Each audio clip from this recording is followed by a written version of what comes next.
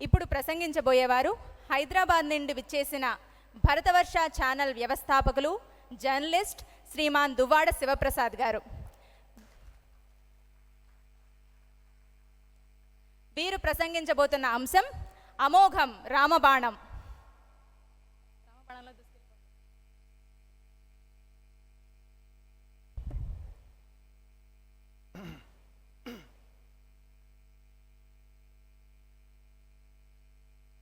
అందరికీ నమస్కారం. సభాయ నమః. వేదిక పైన ఉన్న పెద్దలకి అలాగే సభలో ఉన్న ప్రతి ఒక్కరికి కూడా హృదయపూర్వక నమస్కారాలు తెలియజేశారు నిర్వాహకులు. నాకు ఇచ్చినటువంటి అంశం ఏంటి అంటే అమోఘం రామబాణం. మరి ఆ రాముడి అనుగ్రహంతో నేను చెప్పే విషయాలు మీకు అర్థమవ్వాలి అని ఆ భగవంతుని ప్రార్థిస్తూ డైరెక్ట్గా నేను పాయింట్లోకి వెళ్ళిపోతాను. మనమందరం కూడా ఒకటే మాట, ఒకటే బాణం, ఒకటే సీత అని నానుడిగా చెప్పుకుంటున్నటువంటి ఈ ఒక్క లైన్లో ఎప్పుడన్నా పరిశోధించి చూసామా? ఒకటే మాట, ఒకటే బాణం అనేస్తుంటాం, కానీ దాన్ని మదించి చూస్తే మొత్తం రామాయణమే ఆవిష్కృతమైపోతుంది. మన మెదడులో రామాయణంలో ఉన్నటువంటి ప్రతి ఘట్టము అంతరార్థము గనక నిక్షిప్తమైతే మనం ఏ లోక కంటకుల నుంచి బాధపడం, పైగా ముల్లోకాల నుంచి ప్రశంసలను అందుకునేటటువంటి స్థాయికి ఎదుగుతాం. మానవుడు సరైనటువంటి రీతిలో నడిస్తే ఎంతో ఉత్కృష్టమైనటువంటి స్థితిని అధిరోహించగలడు. అది మనకి రామాయణం చెప్తూ ఉంటుంది. కాకపోతే రామాయణం అంటే మనం ఏవో సినిమాలు, పిట్టకథలు, లేకపోతే ఇతరత్ర కొంతమంది మూర్ఖుల పైత్యపు రాతలు అనుకుంటూ ఉంటాం. కానీ రామాయణం అంటే ఒకటే ఒకటి, అది వాల్మీకి రామాయణం. అది తప్ప ఇంకొకటి మనకి ప్రమాణికం కాదు. సో ఎవడో వెక్కిరిస్తాడు ఏదో ఇంకొక రామాయణాన్ని పట్టుకొని, వాడికి ఒకటే సమాధానం, అది మా వాల్మీకి రామాయణంలో లేదురా అని చెప్పాలి, అంతే సూటిగా. అదొకటే సమాధానం. మరి ఎక్కడ ఉంది అంటే ముందు వాల్మీకి రామాయణాన్ని ఒళ్ళు దగ్గర పెట్టుకొని చదువు, సభక్తికంగా చదువు. అప్పుడు మీకు అంటే అర్థవంతమైనటువంటి విమర్శనని మనం తప్పకుండా స్వాగతిస్తాం. లేకపోతే పిచ్చి పిచ్చి వాగుళ్ళకి సమాధానం చెప్పాల్సిన అవసరం లేదు. సమయం చాలా ఇంపార్టెంట్ ఇక్కడ కాబట్టి రామబాణం గురించి చెప్పాలి అంటే ఇక్కడ ఉన్నటువంటి మరి క్షేత్రం ఒకసారి చూసుకుంటే, మనం కింద నుంచి చూసుకుంటే రాముడు, హనుమంతుడు, ఇదంతా కూడా పైనుంచి చూసుకుంటే అంటే మనకంటే బాగా చూసేది ఎవరు అంటే దేవతలు అనిపిస్తూ ఉంటుంది ఈ క్షేత్రాన్ని. రాముడి యొక్క ధనస్సు ఆకృతిలో కట్టినటువంటి ఈ క్షేత్రమే రామబాణం వెనుక ఉన్నటువంటి గొప్ప సందేశాన్ని మనకు అందిస్తూ ఉంది. కానీ మనం చూడగలిగేటటువంటి కన్నులతో సభక్తికంగా బుద్ధితో చూడాలి అంటే ఈ రామాయణానికి సంబంధించినటువంటి కొన్ని ఘట్టాలని మీ ముందు పెడతాను. అందులో మీకు కొన్ని తెలిసినవి ఉంటాయి, అన్నీ తెలిసినవే ఉంటాయి. ఎందుకంటే నేనే ఇప్పుడిప్పుడు ఆ యొక్క రామాయణంలో ఉన్నటువంటి అంశాలను తెలుసుకుంటున్నాను. చాలా సంతోషంతో చెప్తున్నటువంటి విషయం. ఇంకా ఆలస్యం చేయకూడదు. మనకి ఒక పాట, చాలా ఫేమస్ పాట, అంటే సినిమాలో ఉన్నది, రామాయణంలో ఉన్నది సినిమాల్లో పెట్టారు. ఆ రాగంతో చెప్తాను.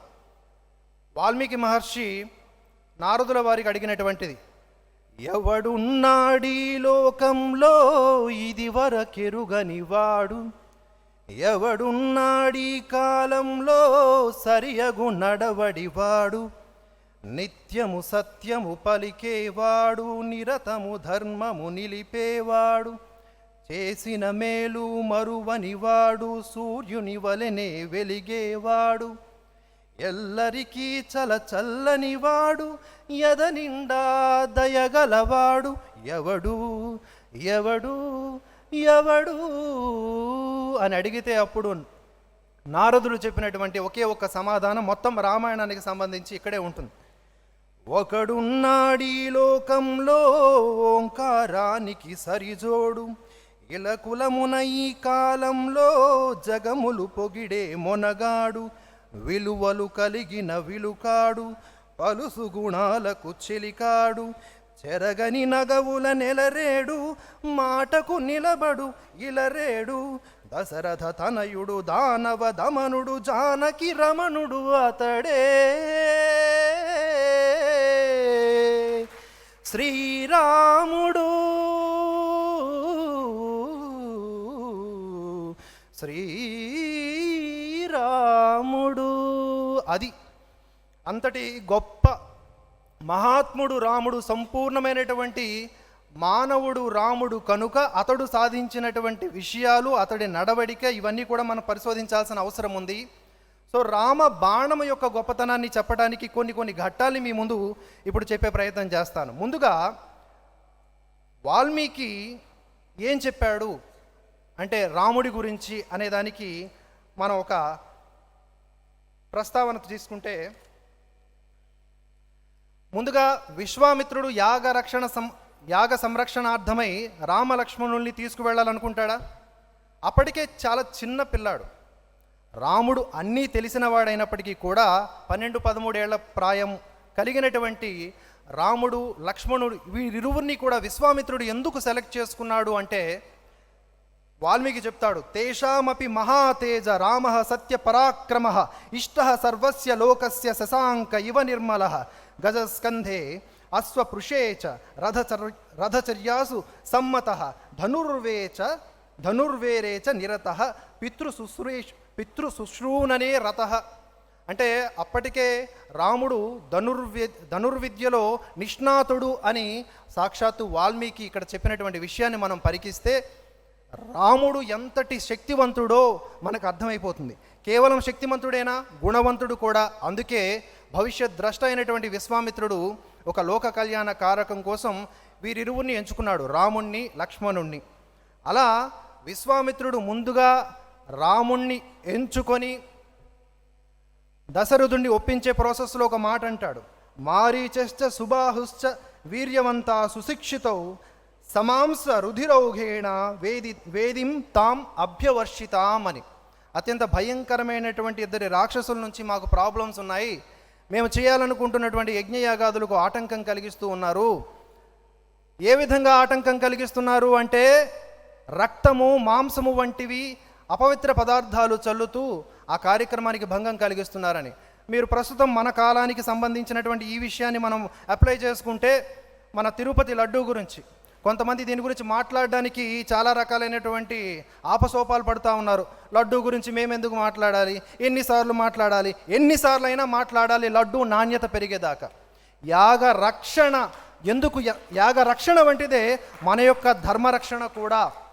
ఆ రోజు రాముడు, లక్ష్మణుడు ఈ విధంగా విశ్వామిత్రుడి యొక్క యాగరక్షణ కోసం ఏ విధముగా మారీచుడు, సుబాహుడు అనేటటువంటి దుర్మార్గమైనటువంటి రాక్షసుల్ని, ఒకడినేమో 100 యోజనల అవతలకి పంపిస్తాడు ఒకే ఒక్క బాణంతో.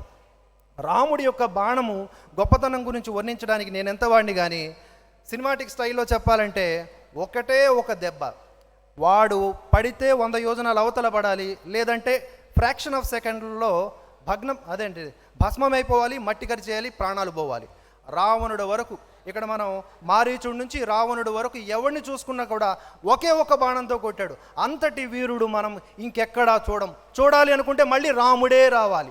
అంతటి హీరోయిక్ పర్సనాలిటీ. మనం అనుకుంటాం ఈ సినిమాల్లో చూసినటువంటి హీరోలు, వీళ్ళందరూ కూడా తెర మీద హీరోలు. మనకి ఎప్పటికీ యుగాలకి ఉండే హీరో ఒక్కడే, అతడే రాముడు. ప్రతినిత్యము మనం ఈ విషయాన్ని గుర్తుపెట్టుకోవాలి. వ్యక్తి ఆరాధనల్లో ఇరుక్కుపోయినటువంటి మన మస్తిష్కములో నిత్యము నింపుకోవలసింది రాముడు, రామనామం. అప్పుడే మనం హనుమంతుడంత గొప్పవాళ్ళం అవుతాం. హనుమంతుడు అంత ఉద్ధారకుడు, లోకోద్ధారకుడు, అలాగే రామభక్తుడు అయ్యాడంటే దానికి గల కారణం ఏమిటి అంటే రామభక్తి. ఆ రామభక్తి లోపం అనేది మనందరిలో ఉంది. అది పెంచుకునేటటువంటి ప్రాసెస్లో భాగంగా ఇటువంటి కార్యక్రమాలు మనల్ని ప్రోత్సహిస్తూ ఉన్నాయి. ఆ విధంగా మారీచుడు అనేవాడిని మానవాస్త్రంతో, సుబాహుడు అనేవాడిని ఆగ్నేయాస్త్రముతో, మిగతా వాళ్ళతో పాటు ఉన్నటువంటి బిల్లబిత్ర గ్యాంగులందరినీ కూడా గంధర్వాస్త్రంతో, మొత్తానికి యాగాన్ని కాపాడుతాడు మన లక్ష్మణ సహేత రాముడు అనమాట. ఆ విధంగా అతి పిన్న వయస్సులోనే ధర్మాన్ని రక్షించటంలో ఎంతటి నిష్ట కలిగి ఉన్నాడో చూడండి. మనం ఇంత వయసు వచ్చినా కూడా లడ్డూ కల్తీ గురించి అడగడానికి పార్టీలు అడ్డొస్తాయి, కులాలు అడ్డొస్తాయి, ప్రాంతాలు అడ్డొస్తాయి. ఇదా ధర్మనిష్ట అంటే? ధర్మనిష్ట లోపం ఉన్న వాళ్ళు ఒకసారి రామ కథను చదవండి అని మరొకసారి చెప్తూ ఉన్నాను. అలాగే మన ఇక్కడ ముందుకు వెళ్తే ఈ విధంగా విశ్వామిత్రుడు యాగరక్షణ కంటే ముందు ఒక అద్భుతమైనటువంటి టాస్క్ ఇస్తాడు. ఎవరికి అంటే మన రామలక్ష్మణుడికి, రాముడికి ఇస్తాడని చెప్పాలంటే. ఏమిటి అంటే తాటకి వధ. ఆ తాటకి ఎలా ఉంటుంది అనేదానికి మనం సినిమాలు చూస్తాం, మహా అయితే చిన్న చిన్న కూరలని. భయంకరమైన పర్వతాకారము కలిగినటువంటి రాక్షసి, యక్షిణీ జాతికి సంబంధించినది. అది 1000 ఏనుగుల బలం కలిగినది. అది ఉన్నటువంటి ఏరియా మొత్తాన్ని డిస్ట్రాయ్ చేస్తుంది. ఇటువంటి తాటకిలు, శూర్పణకలు ఇప్పటికి కూడా ఉన్నారా లేదా మన చుట్టూతా? ఉన్నారు. రూపాలు మార్చుకున్నారు. అప్పుడు వాళ్ళు రక్త మాంసాలు, నరమాంసాలు తినుకొని బాగా రుచి మరిగి అందరినీ డిస్ట్రాయ్ చేస్తూ ఉంటే, ఇప్పుడు మన యొక్క నర మేధస్సుని ధ్వంసం చేస్తున్నటువంటి దుర్మార్గమైన గంజాయి మొక్కలు మన చుట్టూతా ఉన్నాయి. ఈ గంజాయి మొక్కల నాశనం చేయకపోతే అసలైనటువంటి వ్యవసాయం నాశనం అయిపోతుంది, అసలైన పంట మన చేతికి రాదు. సో ఇటువంటి తాటకి, శూర్పణక లాంటి, లంకిణి, ఇటువంటి వాళ్ళందరూ కూడా ఇప్పటికీ ఉన్నారు. అమ్మో వీళ్ళందరూ స్త్రీలు కదా, స్త్రీలను రాముడు చంపొచ్చా అని చెప్పేసి చాలామంది మేధావులు ముందుకొచ్చేసి మాట్లాడతారు. రామబాణం గొప్పతనం ఏంటంటే అది స్త్రీయా, పురుషుడా, ఇంకొకటా కాదు. ఆ రాముడు బాణం విడిచిపెట్టాడంటే అది ధర్మము కొరకే. అటు పక్కాగా తప్పు చేసుంటేనే ఆ పనిష్మెంట్ ఉంటుంది తప్ప ఏదో సరదాకి నా దగ్గర అస్త్రములు ఉన్నాయి, శస్త్రములు ఉన్నాయి, ఓ 4 పడేద్దామని కాదు. ఇక్కడ తాటకిని వధించినటువంటి తీరు కనుక చూసుకుంటే అప్పటికి ఇంకా రాముడికి అస్త్రములు శస్త్రములు ఇంకేమీ వచ్చి ఉండవు, విశ్వామిత్రుడు ఇచ్చి ఉండడు. దాని తర్వాత ఈ మారీచుడు సుబాహుడు ఘట్టం వస్తుంది. అయితే ఇక్కడ తాటకిని వధించిన తీరు శబ్దవేది అనే ప్రక్రియ ద్వారా వధిస్తాడు. అంటే తాటకి చాలా వేగం కలిగినటువంటి రాక్షసి, చాలా స్పీడ్గా తిరుగుతూ ఉంటుంది. ఆ స్పీడ్కి ఎన్నో రకాలైనటువంటి రాళ్ళు, రప్పలు, భయంకరమైనటువంటి ధూళి తిరుగుతూ ఉంటుంది అన్నమాట. అది ఏమి అంటే అయోమయానికి గురి చేసేటటువంటి పరిస్థితి. అటువంటి భయంకరమైన రూపమైనటువంటి తాటకిని వధించడానికి చాలాసేపు ఆలోచిస్తాడు. అంటే రాముడు శక్తివంతుడే, బాణం వేస్తే అవతల ఎంతటి శక్తివంతుడైనా రాక్షసైనా ఎవడైనా ముల్లోకాల్లో ఎవడైనా కింద పడిపోవాల్సిందే, కానీ ఆలోచిస్తాడు. మన దగ్గర ఇంత శక్తి ఉంటే ఇంత బిల్డప్ ఇస్తాం, కానీ రాముడు సర్వగుణ సంపన్నుడు కనుక, ధర్మ విచక్షణ కలిగిన వాడు కనుక ఆలోచిస్తూ ఉంటాడు.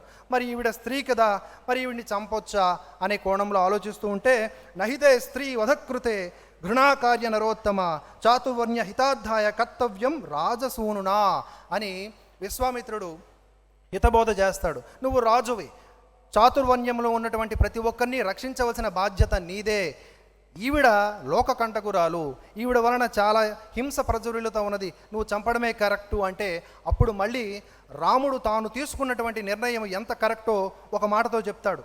పితుర్వచన నిర్దేశాత్ పితుర్వచన గౌరవాత్ వచనం కౌశికస్య ఇతి కర్తవ్యం అవిశంకయ. ఎటువంటి శంక లేకుండా, ఓ రామ, ఇదిగో విశ్వామిత్రుడితో వెళ్తున్నావు, ఆయన చెప్పినటువంటి ప్రతి ఒక్క మాట నువ్వు నిర్వర్తించాలి అని చెప్పినటువంటి ఆ మాటని స్ఫురణలోకి తీసుకొని ఒకే ఒక్క బాణం, ఎక్కువ లేదు, ఒకే ఒక్క బాణంతో అంత పర్వతాకారంలో ఉన్నటువంటి తాటకిని వధిస్తాడు. దెబ్బకి నేల కూలిపోతుంది.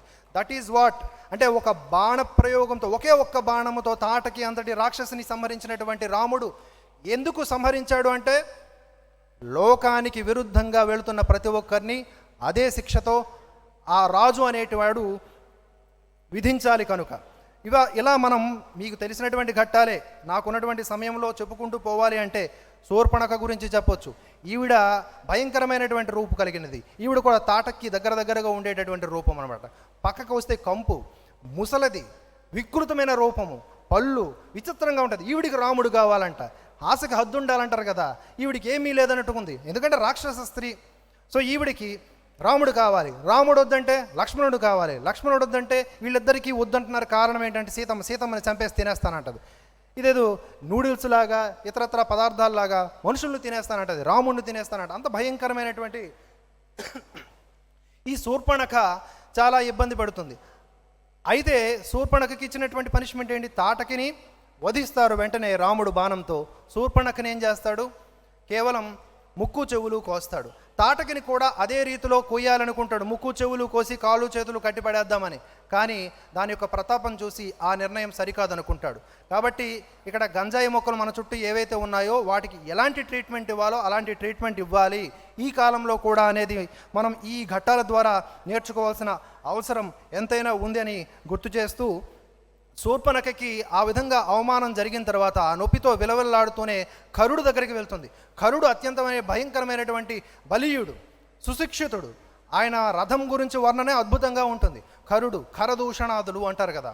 ఈ కరుడు, దూషణుడు వీళ్ళని చంపడానికి కూడా రాముడు ప్రయోగించినటువంటి బాణాల శైలి చూసుకుంటే మనం అనుకుంటాం బాహుబలి, ప్రభాసు, పవన్ కళ్యాణ్, మహేష్ బాబు అని.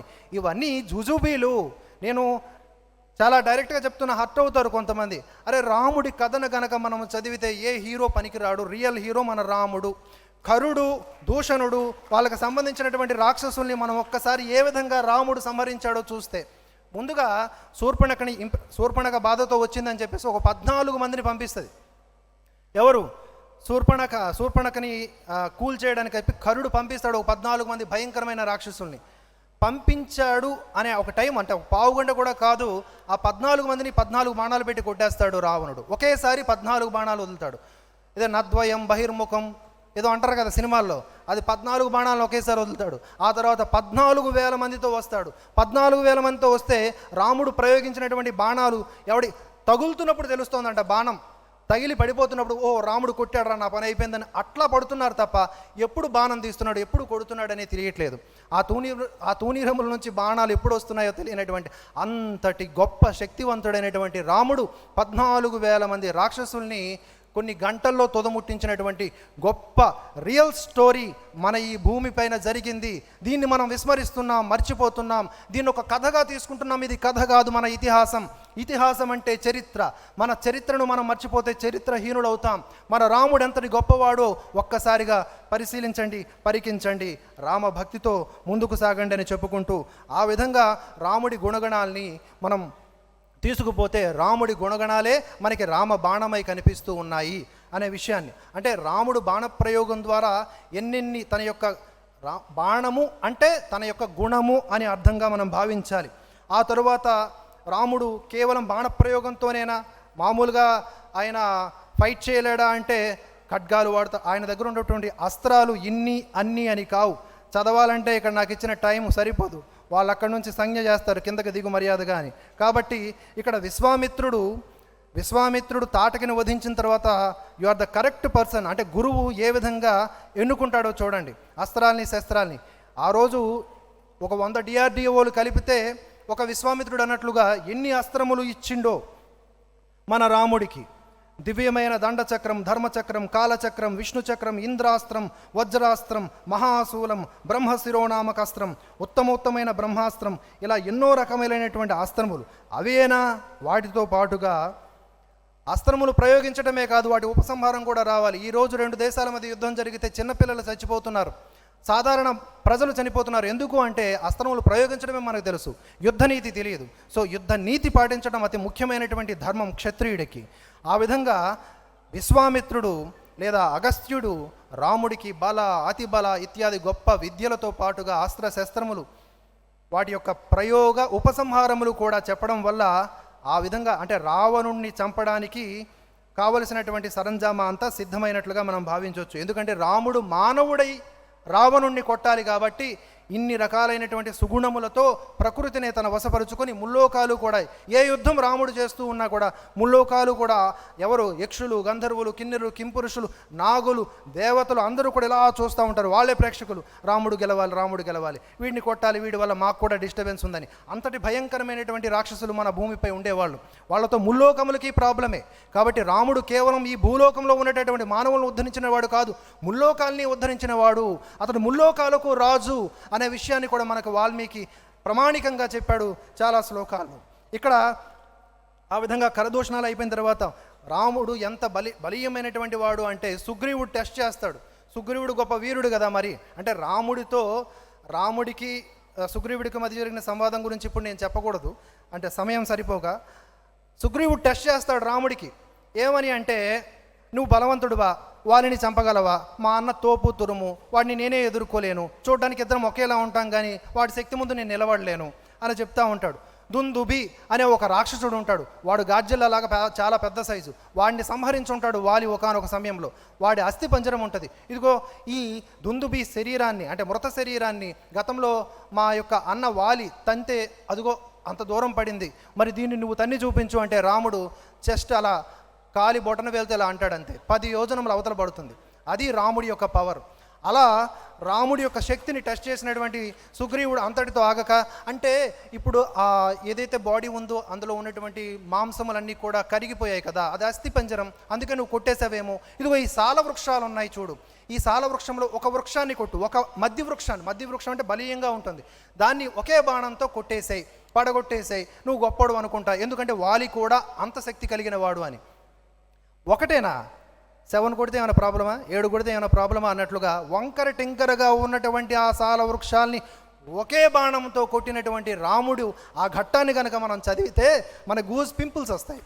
గూస్ బంప్సే కదా, గూస్ పింపుల్స్ కూడా వస్తాయి. అది కదా అద్భుతమైనటువంటి సన్నివేశం. ఇదంతా నిజంగా జరిగింది, ఇది కథ కాదు. గుర్తుపెట్టుకోండి, రామాయణం చదువుతున్నప్పుడు ఇది ఒకప్పుడు జరిగింది అనే భావనతో చదవాలి. ఇది కథ అని చదివితే మనకి మిగిలేది వ్యధే, అర్థం చేసుకోండి. అలా ఒకే ఒక్క బాణం తీసి కొడితే వంకర టెంకరగా ఉన్న ఆ సాల వృక్షాలన్నీ కూడా ఒకేసారి పడిపోవడంతో పాటుగా పాతాళంలోకి వెళ్ళి ఫ్రెష్ అప్ అయిపోయి ఆ బాణం మళ్ళీ వచ్చి వెనక తూణీరంలో చేరుతుంది. అయిపోయింది రామ, నువ్వు పంపించావు, నన్ను వేసి వచ్చేసా అనే అంత వినయముగా అది వచ్చి నిలబడుతుంది. అది రాముడి యొక్క శక్తి.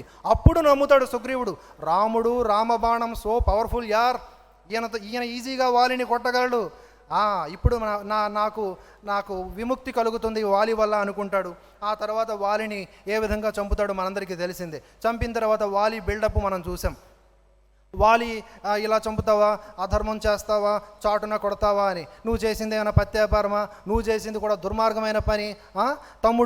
తమ్ముడు ఉండగా తమ్ముడు భార్యని ఉంచుకోవడము, ఆవిడని పెంచుకోవడము లాంటివి చేస్తే నిన్ను తుంచడం తప్ప ఇంకేం మార్గం ఉందయా అని చెప్తే అప్పుడు మూసుకొని నువ్వు చేసిందే కరెక్టు, నాకు ముక్తిని ప్రసాదించని సరెండర్ అవుతాడు. అంటే రాముడు ఎంతటి గొప్ప దయామయుడో చూడండి. వాలిని కొట్టడంతో అంటే క్రోధముతో ఎవడిని కొట్టడు, అహంకారముతో కొట్టడు, అవివేకంతో కొట్టడు, ధర్మంతోనే కొడతాడు, విచక్షణతోనే కొడతాడు. కొట్టిన తర్వాత వాలి ఆ బాధలో అన్ని మాటలన్నా పడ్డాడు.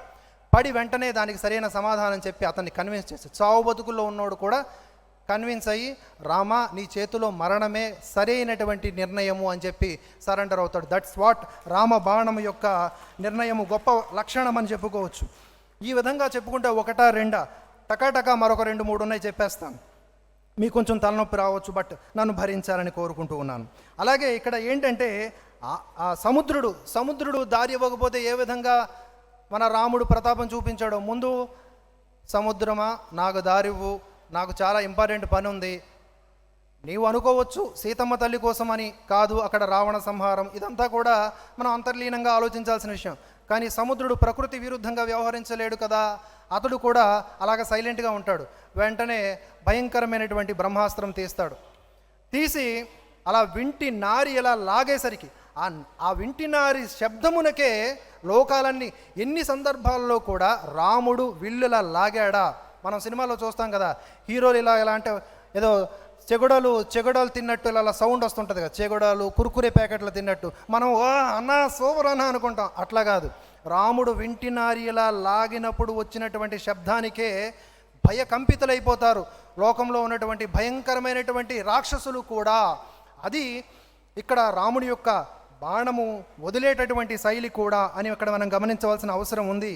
ఆ విధంగా సముద్రుడు కూడా సరెండర్ అవుతాడు. సముద్రుడు కూడా సరెండర్ అయ్యాడు. అంటే రాముడు ప్రకృతి విరుద్ధంగా ఏ పని చేయడు. అదే అయితే ఇక్కడ మనకు ఒక డౌట్ రావచ్చు, రాముడు మరి లాగాడు కదా, వింటినారి లాగాడు కదా, మరి బాణం ఒకసారి లాగితే వెనక్కి తీసుకోడు కదా, మరి ఏం చేయాలి అంటే అక్కడ కూడా ఒక లోక కళ్యాణ కారకం ఉంది. సముద్రుడు చెప్తాడు, ద్రుమకుల్యము అనే ఒక పర్వతం ఉన్నది, అదొక చాలా భయంకరమైన ప్రదేశము. ఎందుకంటే అభీరులు అనే భయంకరమైన రాక్షసులు అక్కడ ఉన్నారు, వాళ్ళ వల్ల దరిద్రమైనటువంటి పనులన్నీ జరుగుతున్నాయి, వాళ్ళు నన్ను టచ్ చేయటం అంటే సముద్రుడు చెప్తున్నాడు, వాళ్ళు నన్ను యూజ్ చేసుకుంటున్నారు, వాళ్ళు నన్ను తాకడమే నాకు చిరాగ్గా ఉంది, వాళ్ళని ఇదిగో ఆ బాణాన్ని జస్ట్ డైరెక్షన్ మార్చు, నేను దారిస్తాను అని చెప్పడంతో డైరెక్షన్ మార్చడంతో ఆ అభీరులందరూ అంటే ఆ ద్రుమకుల్యము అనే ఆ ప్రాంతం కూడా ఆ బాణముతో క్లీన్ అండ్ గ్రీన్ అవుతుంది. ఆ క్లీన్ అండ్ గ్రీన్ ఎలా అయిందో మనం ఆ ఘట్టం చదివితే అర్థమవుతుంది. అప్పటి వరకు అది రాక్షస నిలయం, ఆ తర్వాత చక్కగా ప్రకృతి హితైషు నిలయముగా మారుతుంది. ఈ విధంగా సముద్రుడు కూడా సరెండర్ అవుతాడు రాముడి యొక్క బాణానికి. ఇక ఇంకొక గొప్ప విషయం మనం చూసుకుంటే, నేను కేవలం రామాయణంలో ఘట్టాల వారీగా వెళ్తున్నా. ఆంజనేయ స్వామి ఒక మాట అంటాడు. ఆంజనేయ స్వామి ఏ పనైనా చేసినప్పుడు నేను రాముడి యొక్క బాణం మాదిరిగా వెళతాను అని చెప్తాడు. రాముడి బాణం మాదిరిగా వెళతాను అని చెప్తాడు. ఏమంటాడు? తన వానురలతో ఏమంటాడంటే హనుమంతుడు, యథా రాఘవ నిర్ముక్త శరః శ్వసన విక్రమ గచ్చేత్ తద్వత్ గమిష్యామి లంకాం రావణ పాలితాం అంటాడు. అంటే లంకకు నేను ఏ విధంగా వెళతాను? రాముడు వదిలిన బాణం వలె వెళతాను అని చెప్తాడు. అంతటి శక్తివంతమైనటువంటి విషయం ఇక్కడ మనం గమనించాలి.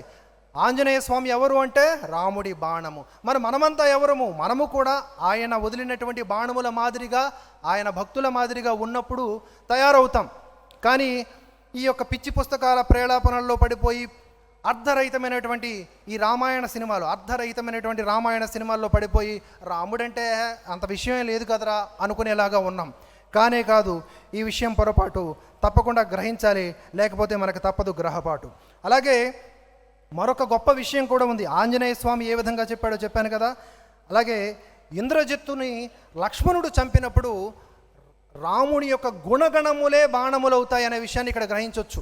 ఏ విధంగా అంటే ఒక అద్భుతమైనటువంటి ఘట్టం ఇది. గనక మనం గ్రహిస్తే అయ్యా రాముడిని తలుచుకోకుండా నా నోరు ఉండగలదా అనుకుంటాం.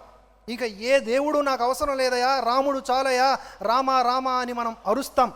ధర్మాత్మా సత్యసంధశ్చ రామో దాశరథి యది పౌరుషేచ అప్రతిద్వంద్వ సరైనం జహి రావణిం అంటాడు. ఇదిగో అంటే అప్పటికే ఈ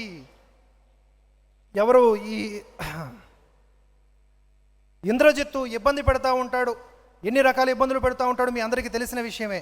కానీ ఒక బాణాన్ని తీసి, అస్త్రాన్ని తీసి ఒకటే మంత్రం చెప్తాడు, రాముడు దశరథుడి కుమారుడే అయితే, సత్యసంధుడే అయితే. మరి రాముడు సత్యసంధుడే అయితే ఈయన ఎందుకు అన్నాడంటే లక్ష్మణుడు అక్కడ గొప్ప విషయాన్ని ప్రతిపాదించాడు. రాముడి మీద కొన్ని అనుమానాలు ఉన్నాయి.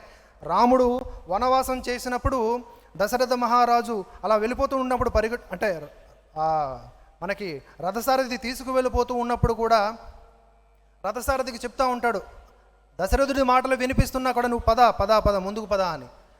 రథసారథి అంటాడు, అయ్యా మళ్ళీ నేను రిటర్న్ రావాలి, ఆయన ఆపమన్నా నేను ఆపలేదంటే నాకు తోలు తీస్తారు, అంటే ఈ జనం గోల్లో వినబడలేదని చెప్పయా అని అంటాడు రాముడు. అంటే అక్కడ అబద్ధం ఆడినట్టే కదా అనేది లోకం ఆలోచించవచ్చు. కాబట్టి అది అబద్ధం కాదు, ధర్మ సూక్ష్మము అని లక్ష్మణుడు ప్రతిపాదించాడు. ఈ యొక్క శ్లోకంలో మనం అది అర్థం చేసుకోవాలి. రాముడు సత్యవంతుడే అయితే, ధర్మాత్ముడే అయితే, దశరథుడి కుమారుడే అయితే, ఇది కూడా గుర్తు, పాయసానికి పుట్టినోడు రా రాముడు ఇలా మాట్లాడతారు కదా, రాముడు దశరథుడి కుమారుడే అయితే అని కూడా ఇక్కడ ప్రతిపాదన చేసి బాణాన్ని విడిచిపెడితే ఆ బాణం ఇంద్రజిత్తుగాడి తల అలా పక్కకి తీసుకు ఎగ్గరగొట్టిందనమాట, ఎక్కడికో వెళ్ళి పడుతుంది. ఇది కూడా రామబాణమే. లక్ష్మణుడు వేసి కొట్టినా కూడా రామ గుణగణాలని బాణంగా చేసుకొని కొట్టడంతో అది ఎక్కడికో వెళ్ళి పడింది ఇంద్రజిత్తు తల. అంతటి గొప్ప విశేషమైనటువంటి వ్యక్తిత్వము రాముడిది అని మనం గుర్తుపెట్టుకోవాలి. ఈ విధంగా మనం రాముని యొక్క బాణంలో 4 గుణాల్ని మనం పెంపొందించుకోవాలి. ఏమిటవి అంటే, 1 ఉత్సాహము. రాముని బాణము నిత్యము రెడీగా ఉంటుందట, ఉత్సాహంగా ఉంటుందట. రామా ఆజ్ఞ నువ్వు ఏం చేయాలో చెప్పు, నువ్వు ఏం చేసినా రైటే చేస్తావు కాబట్టి నేను ఫినిష్ చేసి మళ్ళీ నీ దగ్గరకు వచ్చి కూర్చుంటా అని చెప్తుంది.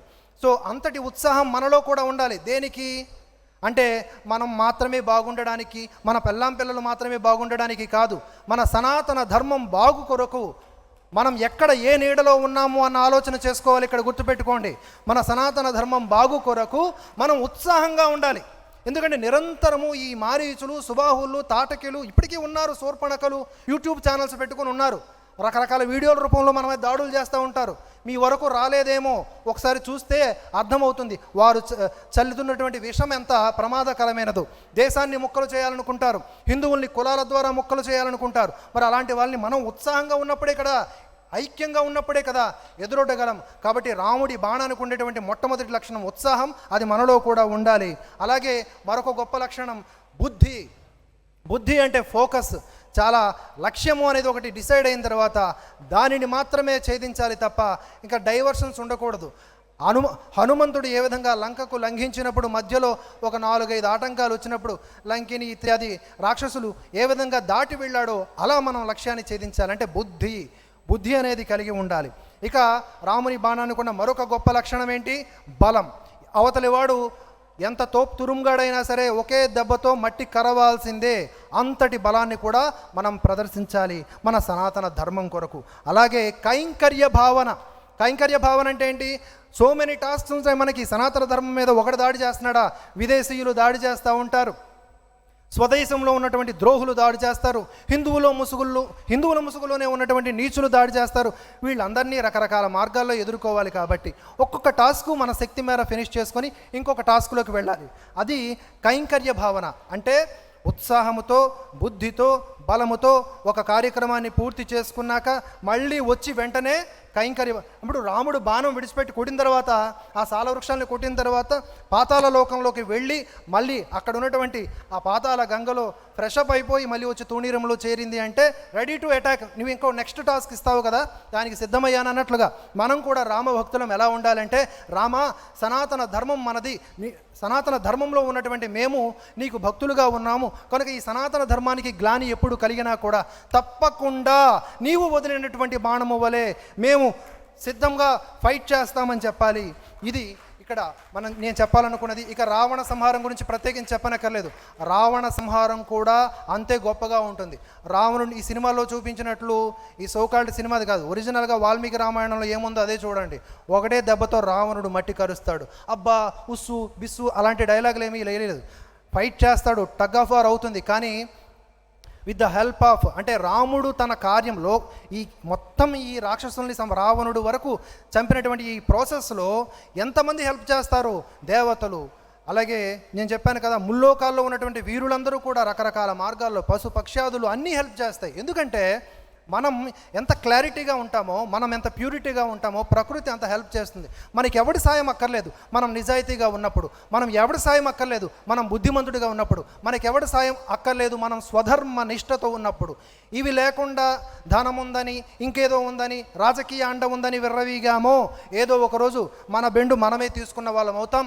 రావణుణ్ణి కూడా ఒకే దెబ్బతో కొట్టింది రామబాణం. రాముడు ఒకే బాణంతో కొట్టాడు రావణుణ్ణి, కింద పడ్డాడు. అంతటి మహారాక్షసుడు. కొంతమంది అంటారు రావణుడు గారు అని. రావణుడు గారు కాదు, గాడే. ఆడు ఈడు అనాల్సిన రాక్షసుల్ని ఆడు ఈడు అనాలి. రాక్షసులకు మర్యాద ఎందుకు ఇవ్వాలి నాకు అర్థం కావట్లే. అంతటి గొప్ప విశాల హృదయం మనకు అక్కర్లే. ఇంతకుముందు పండితులు ఎవరో చెప్పారు, హృదయం ఎన్లార్జ్ అయితే హార్ట్ అటాక్ వచ్చి పోతారంట. అంత విశాల హృదయం మనకు అక్కర్లే. ఎంత ఉండాలో అంత, మంచికి మంచి, చెడుకు చెడు, ధర్మ సూక్ష్మాలని గ్రహించాలి. రాముడు కృష్ణుడు మనకి ఇచ్చినవి అవే. ఎందుకు మనకి వాలి దగ్గర అనుమానం వచ్చింది? వాలి దగ్గర అనుమానం రాక్కర్లే, తాటక దగ్గర అనుమానం రాక్కర్లే. స్త్రీ కార్డు, ఉమెన్ కార్డు ఎందుకు వాడాలి అక్కడ? అది భయంకరమైన రాక్షసి, మనుషుల్ని తింటా ఉంది. దాన్ని కొట్టకపోతే పెంచుకుంటారా? పిల్లి లెక్క, కుక్క లెక్క కానే కాదు కదా. కాబట్టి మనం కూడా ధర్మ విచక్షణ ప్రదర్శించాలి. విశాల హృదయం ఎక్కడ చూపించాలో అక్కడ చూపించాలి. ఈ ఉత్సాహం, బుద్ధి, బలం, కైంకర్య భావన అనే రామబాణానికి ఉన్నటువంటి లక్షణాలని నిరంతరం మనం కలిగి ఉండాలి. అత్యంత ముఖ్యమైన విషయాన్ని నేను ప్రతిపాదిస్తూ ఈ యొక్క స్పీచ్ను ముగిస్తా. ఈ రామనారాయణ క్షేత్రాన్ని ఒకసారి మనం పరిశీలిస్తే కనుక ప్రతిరోజు మనకి లేజర్ షో ఉంటుంది. అదేదో టెక్నికల్గా మనకు కనిపించేటటువంటి మనకి దృశ్యం అనుకుంటే కనుక పొరపాటే. చాలా సందర్భాలు ఇప్పటికి 2-3 సార్లు చూసా. 2-3 సార్లు కూడా, అంటే మరి నా లక్కేమో కానీ ఈ యొక్క సైంటిఫిక్ టెక్నికల్ లైట్స్తో పాటుగా వెనక మెరుపులు కూడా వస్తూ ఉంటాయి. ఇది నేను గ్రహించాను. అంటే దేవతలు కూడా ఈ లేజర్ షోని ఆస్వాదిస్తున్నాయి. మనం ఎక్కడున్నాము అంటే రామనారాయణ క్షేత్రంలో. ఈ పవిత్రమైన క్షేత్రం ఎంత గొప్పది అంటే అంటే ఇప్పుడు ఉన్నటువంటి నిర్వాహకుల వారి తండ్రి వారు ఇక్కడ చెప్పులతో నడిచేవారు కాదంట, ఇక్కడ రాముడు ఉన్నాడయా అని. అంతటి పవిత్రమైనటువంటి ఈ స్థలంలో ఉన్నాం. దయచేసి ఆలోచించండి. ఏదో ఇది ఒక పర్యాటక ప్రదేశం కానే కాదు, ఇది కూడా అత్యంత పవిత్రమైన క్షేత్రం. రామనామము అణువణువున ఉన్నటువంటి నేల ఇది. ఇక్కడికి వచ్చి వెళ్ళిన తర్వాత ఎలా వెళ్ళాలి అంటే, ఇంతకుముందు చెప్పాను కదా, రామబాణం మాదిరిగా వెళ్ళాలి. మనం కింద నుంచి చూస్తే మామూలుగా కనిపిస్తుంది, దేవతల మాదిరి పైనుంచి చూస్తే రాముడి ధనస్సు ఇక్కడ విడిచిపెట్టి వెళ్ళాడా అనిపిస్తుంది. ఆ ధనస్సు మొనలో ఎవరు ఉంటారు? ఆంజనేయ స్వామి ఉంటాడు. మనం కూడా లోపలికి ప్రవేశించినప్పుడు రామ భక్తులుగా, బయటికి వెళ్ళినప్పుడు రామ బాణముగా వెళితే మన వెంట ఎవరుంటారు? ఆంజనేయ స్వామి. ఇది ఈ క్షేత్రం మనకు అందిస్తున్నటువంటి గొప్ప సందేశం. ఈ విషయాన్ని అందరికీ మనం చెప్పాలి. రామనారాయణ క్షేత్రం అంటే లేజర్ షో ఉంటుంది, ఎంట్రీ ఫీజు ఇంతట, అక్కడ ఫుడ్ ఫ్రీగా పెడతారంటే ఇది కాదు, అక్కడ రామనామమే ఉంటుంది, రామాయణమే ఉంటుంది, రాముడు తప్ప ఇంకేమీ ఉండదురా అని చెప్పుకోవాలి. అలా చెప్పుకోవడంలో ఎంతో గొప్ప పుణ్యం ఉంటుంది. రామ భక్తుల గురించి చెప్పుకుంటే రాముడికి ఇష్టమంట. అందుకనే హనుమ భక్తుల్ని తొందరగా ఉద్ధరిస్తాడు రాముడు. ఈ విషయాన్ని మీరు స్ఫురణలో పెట్టుకొని నా యొక్క ఈ మాటల్లో ఎక్కడైనా పరుష పదజాలం కానీ వాల్మీకి రామాయణానికి విరుద్ధంగా ఏమన్నా మాటలు కానీ ఉంటే నిండు మనసుతో నన్ను క్షమించమని కోరుకుంటూ, ఇంతటి గొప్ప అవకాశాన్ని ఇచ్చినటువంటి రామనారాయణం ట్రస్ట్ నిర్వాహకులు వారందరికీ కూడా వారి పేరు పేరున వారికి, అలాగే తవాస్మి అకాడమీ వారు, వారి టీం, శ్రీరామ్ చక్రధర్ గారు వారి టీం ఎంత అకుంఠిత దీక్షతో చేస్తున్నారో మా వల్ల అయితే కాదు కదా అని అనిపిస్తుంటుంది. అంతటి గొప్పగా పనిచేస్తూ ఈ కార్యక్రమాన్ని ఈ స్థాయికి తీసుకువచ్చారు. వారందరికీ కూడా పేరు పేరున ధన్యవాదాలు. నాకు అర్హత లేనప్పటికీ ఈ అవకాశాన్ని ఇచ్చినటువంటి వారి ప్రేమకు సదా కృతజ్ఞుడిని. అలాగే ఆ రాముడికి కూడా సదా రామబంటు మాదిరిగా ఉంటాను. జై శ్రీరామ్, జై జై శ్రీరామ్.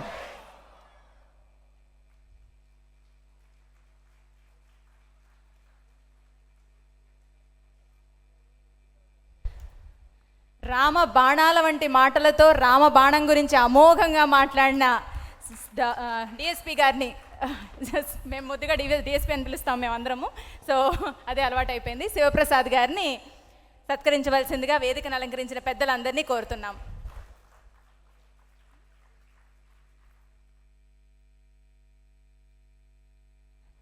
ప్రణవానంద స్వామి వారిని కూడా ఆశీర్వాదం అందవలసిందిగా కోరుతున్నాం.